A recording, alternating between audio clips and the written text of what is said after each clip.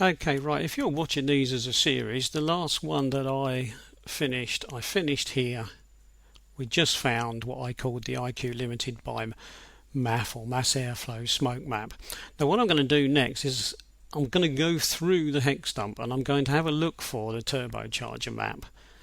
We could look for these maps in any order we like, but I'm going to look for the turbocharger map, so I'm going to go searching for it. Now obviously it helps if you have an idea of what the turbocharger map looks like. I'm hoping that Winols will spot it. Maybe it will, maybe it won't. You can see there's some maps that have been found here. I could go through the maps in order, but I'm not going to. I'm going to jump around a little bit because I'm sure there are some that you would prefer to find fairly early on. Right, now what I'm going to do is I'm going to assume that this is the turbocharger map. If I go on chip tuning forums and the like, I will find maps that look like this with little bumpy bits like that.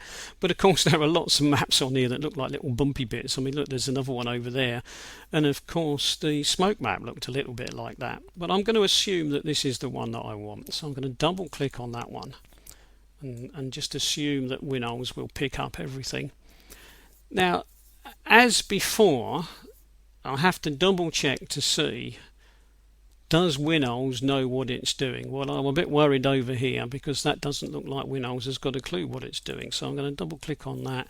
It's telling me it's engine speed and revs per minute, but the factor offset is obviously silly. So I'm going to put 1 in there and see what that does to the numbers. They seem reasonably acceptable, don't they? I mean, this one up here, nearly 5,000, might be a bit high, but they seem reasonably okay. I guess most of the time we're going to be driving around down here in this sort of range. Then we've got this one. Now what's this one going to be and what's this one going to be? Well, we were looking for a turbo map, so one of these has got to be something to do with pressure, so lots of pressure, and one of these has got to be something else. Now the thing that's balancing pressure is the amount of fuel, so what we're looking for is the amount of fuel.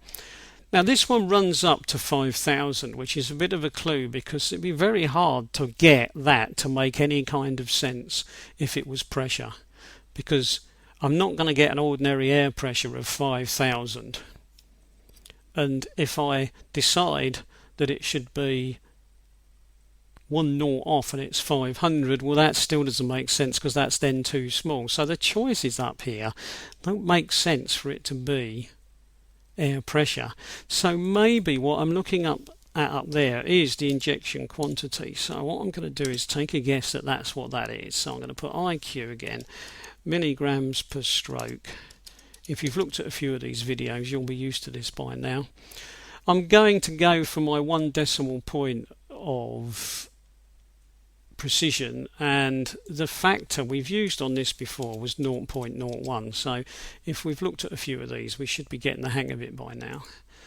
Now there we are. We've got figures that if you've looked at some of the other maps with me on here will now make quite a lot of sense, because look, you know, 0 and they run up to 50, and we had a maximum of somewhere between 50 and 70 on the other maps, so that all seems to make sense. Right, now that leaves us this one. And what are we looking at? Well, the numbers, do they make sense? Well, yeah, they probably do, because we know that with very, very little boost, we've got value of about 1,000. I mean, we know that because we've seen figures of around about 1,000 on other maps. So does it seem reasonable that with lots of boost we might get somewhere in the region of 2,000, and perhaps a maximum of, what's the highest there, 2,350?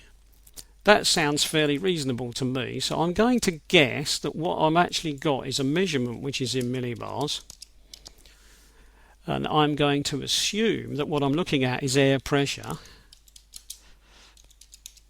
So I'm going to put in there air pressure. So I'm going to assume also then that I've actually got the correct map, and I'm looking at the boost map. If I'm correct and those figures are about 2,000, then the offset is okay, and I'm not going to need to change the precision. So I could be okay. This could be nice and simple. So I'm going to just click OK.